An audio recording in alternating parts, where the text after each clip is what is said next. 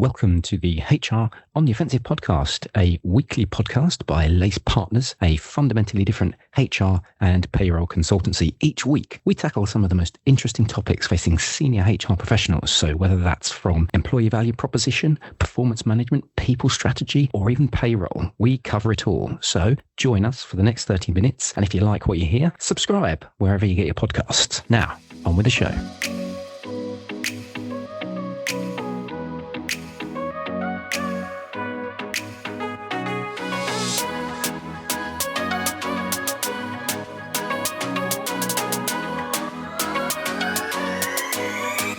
Good morning, good afternoon, and good evening. Welcome to the latest HR on the Offensive podcast. It's me, Chris Howard from Lace Partners. How are you doing out there in listener land? Today, it's a duet. It's Kiki and Elton John.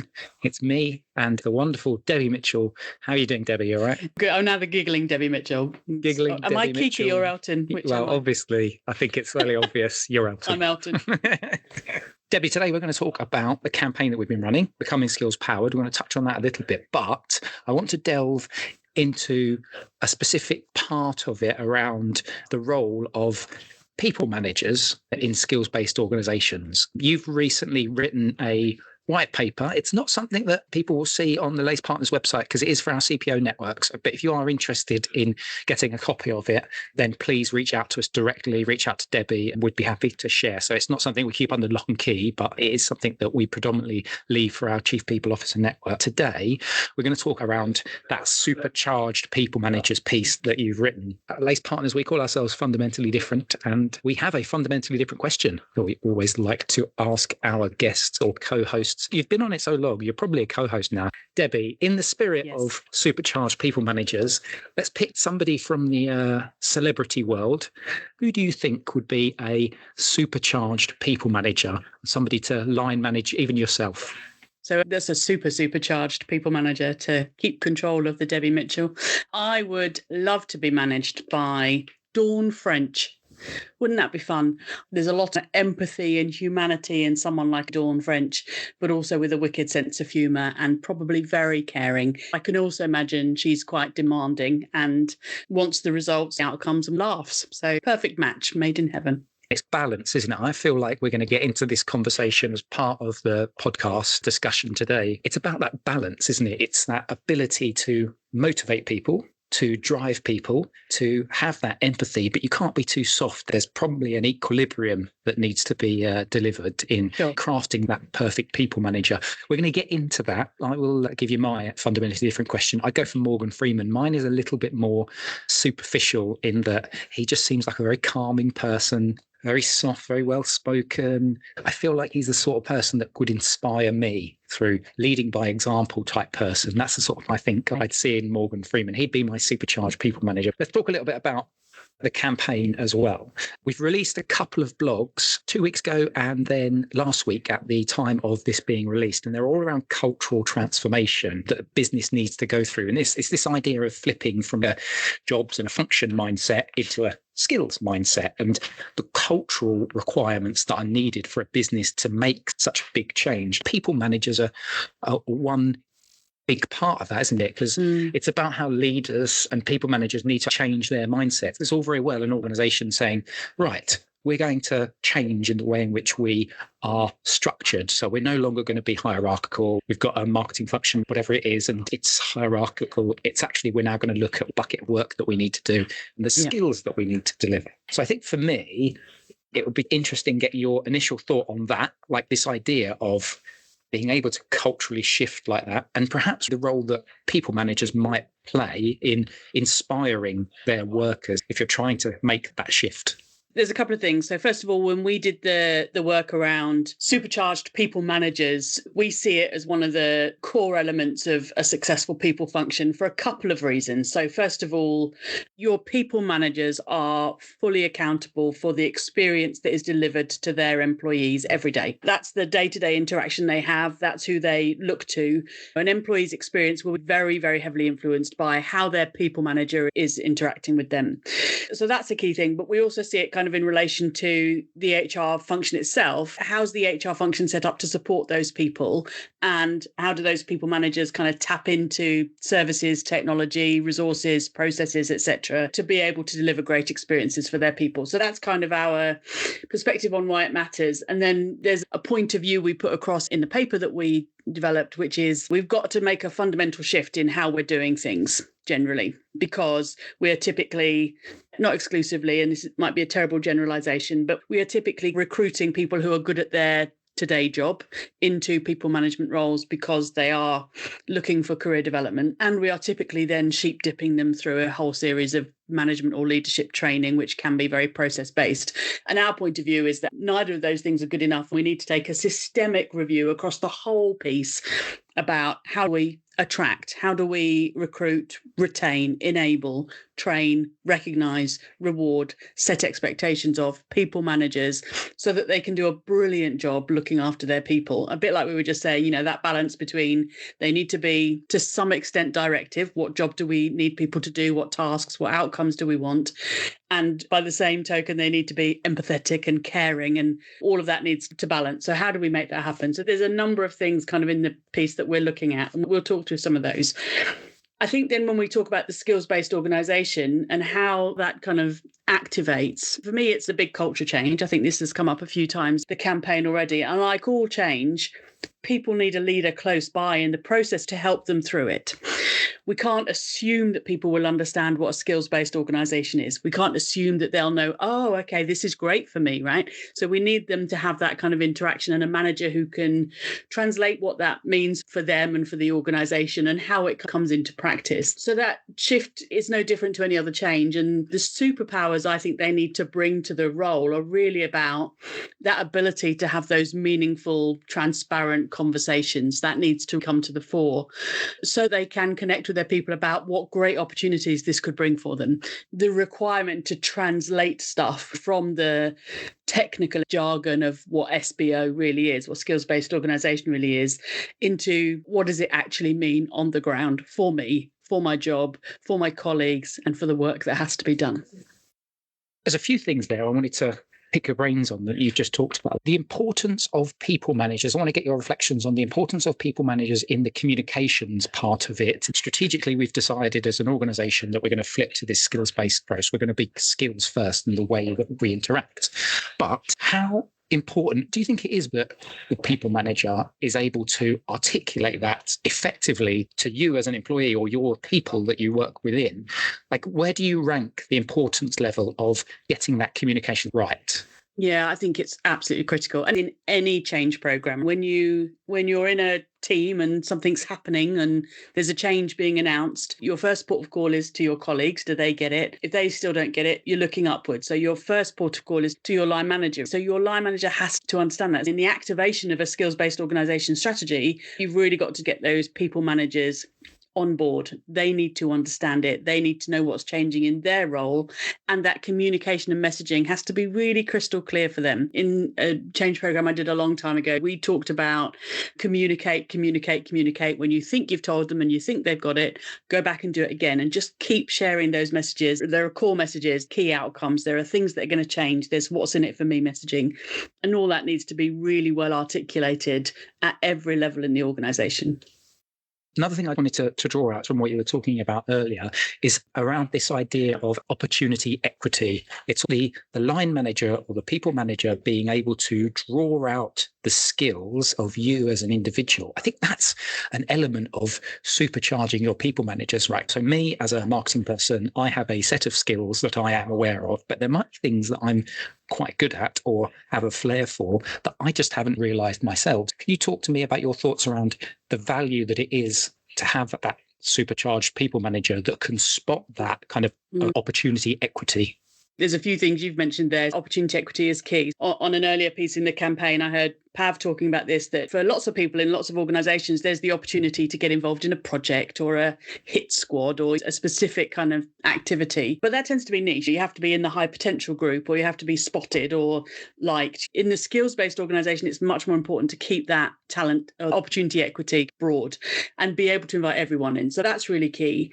I think the other factor is that you talked about skills you bring to the table from a marketing perspective, but there might be other skills you have in your back pocket that you use outside of work, in your hobbies or in your charity work, that you don't bring into the workplace today. Why not? Is that because you choose not to, or because you don't think it's relevant, or because no one's asked you, or because you can't see where you would use it? I would always start with just be curious about the people who work for you, to be able to say, oh, Chris, I know you're marketing, but did I see something about you're a podcaster at home? You do a private podcast, or you're a crafter or a treasurer for a charity, and start to understand the whole person and what they could bring in. So I think that's another critical factor. It's understanding the skills you've got in the workplace. That's step one.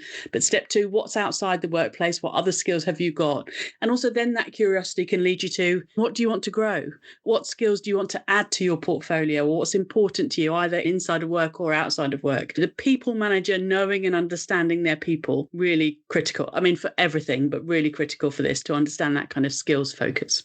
I think that's a really interesting point. I'd like to delve into that a little bit more. When you were talking, the first thing I was thinking about is, okay, we're using an example as a one-to-one. So perhaps you're my line manager and you know me really well, and you know some of the personal elements of skills that I can bring to a professional environment. How do you effectively code that up if you amplify that out to a 10,000 person business?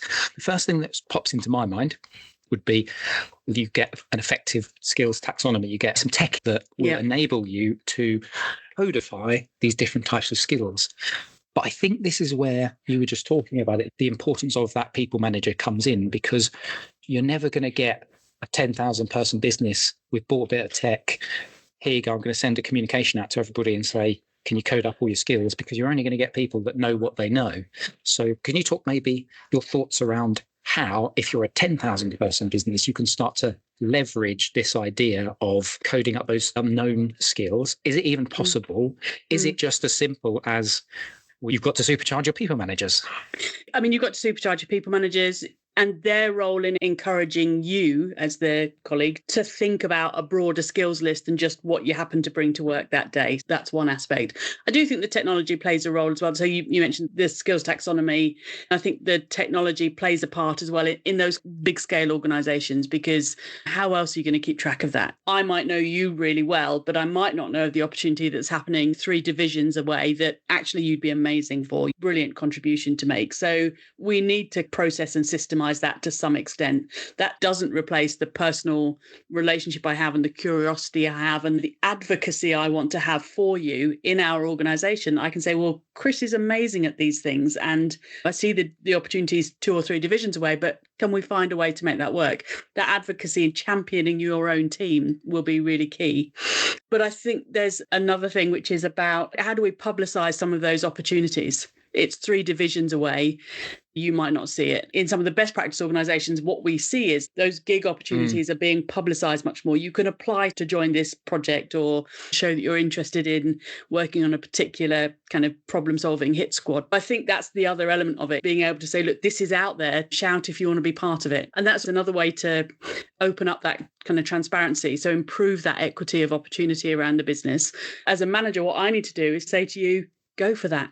Think about the skills you've got, the match, or the gap and the skill you could grow by trying that out. There's a critical role for me. It needs to be supported by some process and systems elements too. That's really interesting. One of the things we said when we launched the campaign, we had this video. One of the questions was, what happens if managers won't share their talent? Yep. And that's kind of like the reverse of the supercharged people manager, isn't it? Because that's somebody that's going to be insular. And the question really goes back to the culture element, doesn't it? If your culture is to have that mindset of, we want to keep the talent within our organization, you're going to build on that. I think you were just about to jump in, so I'm going to...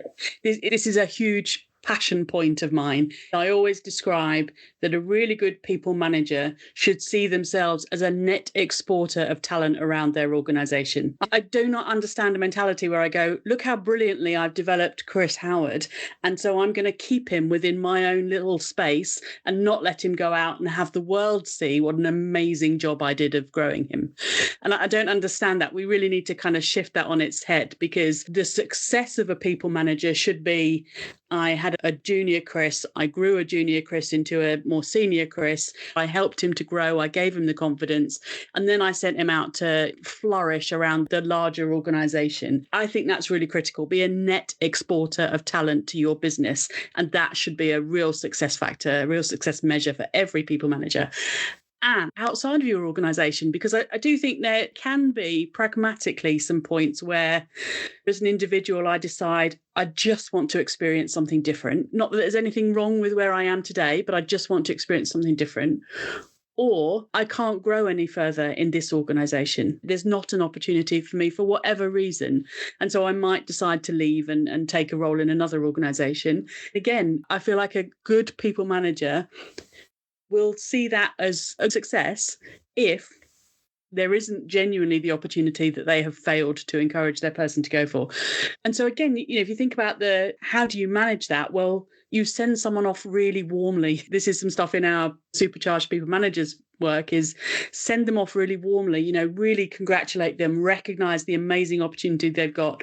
But also you might just be reminding them in their exit interview or at their leaving party how warmly they'd be welcomed back with another set of tools and experiences and skills in their kit bag from another organization. So, all is not lost when somebody chooses to leave. The whole point around having good leavers and warm exits and alumni organizations is to maintain that network and bring that great talent back if and when that feels like the right thing. I don't think if somebody's leaving because you couldn't be bothered to help them find the next opportunity in your organization, or your systems or your process wasn't working, it's a bad thing.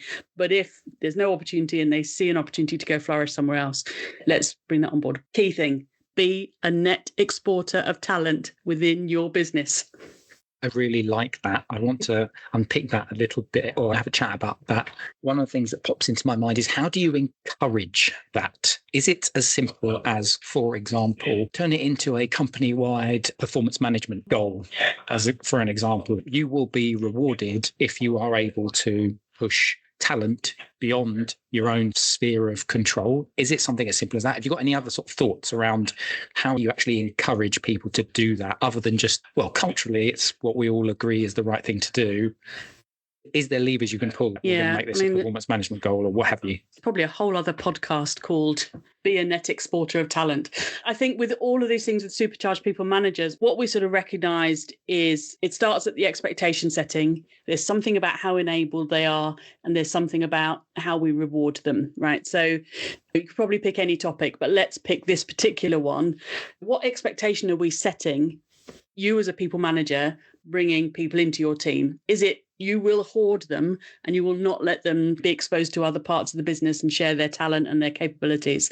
Or is it you've got a team of 5, but you should expect to move some of those through within the next 2 years? You'll lose them. But then to enable that, there's some training. How do we help people with career transitions? How do we help people understand the skills-based transition of roles, the opportunities that are in our organization, but also standard things like, how do we make it easy for you as a manager to replace that person if you're going to export them? Because that'll be the challenge, right? You're asking me to lose my people, but maintain the same productivity numbers, to not drop a ball, to then focus on recruitment. So we've got to make that part easier. And some of that could be succession planning.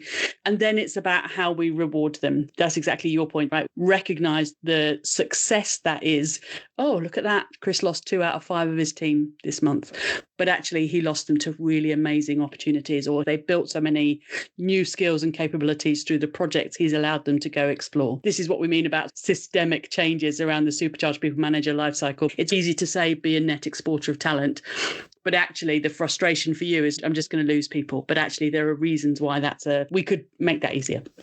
I think there's an element of, certainly it's all very well talking about this sort of stuff, but sometimes you get involved as a people manager into the day-to-day BAU of business and life. And oh, look, somebody's leaving the business or leaving my team. Now I've got to replace them. So I've got to go through the recruitment process, and I've got to put my business case into whether or not we need to pay this new person more. I've got to go through all of this additional work on top of the work that I'm already expected to be doing. Unless you're a recruiter, your job is not to recruit people and to go through that whole process. There's a big thing around that mindset of not thinking about it like that and being more positive. I think that's a big part. But it's also, let's bring it back to the skills-based organisation agenda. The idea could be that in a skills-based organisation, it's much easier to transfer skills into your team when you've lost some skills because you have better visibility of what they are. You're not replacing a person in a job for a job. You see what I mean? You're instead looking at what are the skills you need to bring in, and your whole skill-based taxonomy, your systems, your processes, your opportunities to advertise for gigs, all of that could potentially make that concept easier. I haven't got to now go recruit because internally I've got much better visibility of where the skills might flow through. And it's also that we might be developing successors better because we know what skills we need in those kind of jobs. So I think there's on the skills-based organisation, there's a number of those things. But again, it comes back to expectations. What are we asking people managers to do? If we're not asking them to hire and develop the best people for their team, might as well go home now. Hiring, whilst it can be time consuming, the whole people management agenda is your job. It's not the thing you do side of desk in the last half hour of each day.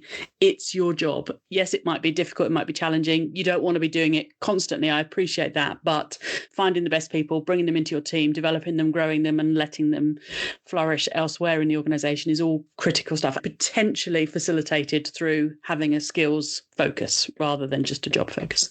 One thing I will point our listeners to, and we might put it in the show notes, is it's not a dated blog, but it was written a while ago. But Kathy Aquatopoulos, our CEO, wrote a piece which is the link between, it's talking about line manager versus people manager. And what you've just said, Debbie, is critical. It's your job. Don't think to yourself, I'm a line manager, I just set tasks for people. You need to think like the charging of people managers. That's a really critical point. I'm going to ask you for any kind of final thoughts. If there's anything from the Supercharged People Manager report you haven't touched on, or any final thoughts, drop that to me. One of the things that is also true, if a person leaves the organization, and I've talked about this on a number of occasions to marketing colleagues, because we talk about this, today's colleague could be tomorrow's client. You never know. Yeah. Even if it's not tomorrow's client, particularly if you're working with a consumer brand, if that person leaves your organization with positive connotations, you're going to get the goodwill from them saying, do you know what, I worked at company X and I still buy their goods and recommend you do because it's a nice company, it's got great people and I had a really, really good experience. And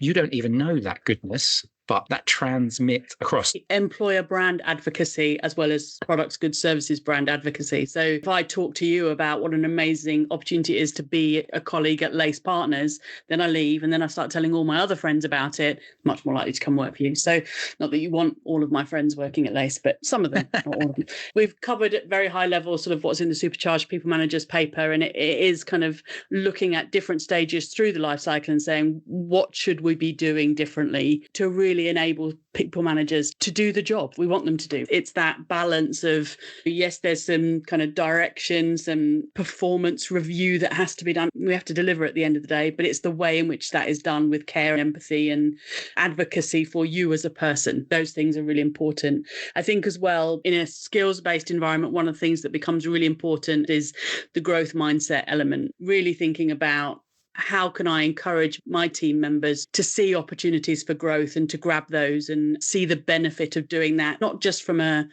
commercial or a business perspective, but for me as a whole person, the opportunities I have to grow, to try new things, and my manager helping me to step out of my comfort zone. I think you did it once for me when I first appeared on a pod.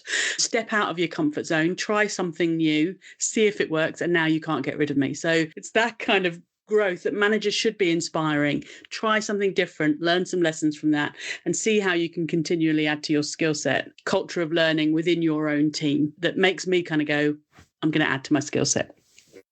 Absolutely love that, Debbie. We are out of time today. That's a shame because I feel like this has been a topic that has lots of branches that we could have spun out to. Maybe we'll have a bit of a brainstorm and do some follow-up on these. If you are listening, Dawn French and Morgan Freeman, if you do want to come and line manage us at Laced, Debbie and I, we can certainly put a good word in for you. But Debbie, thank you very much. Thank you.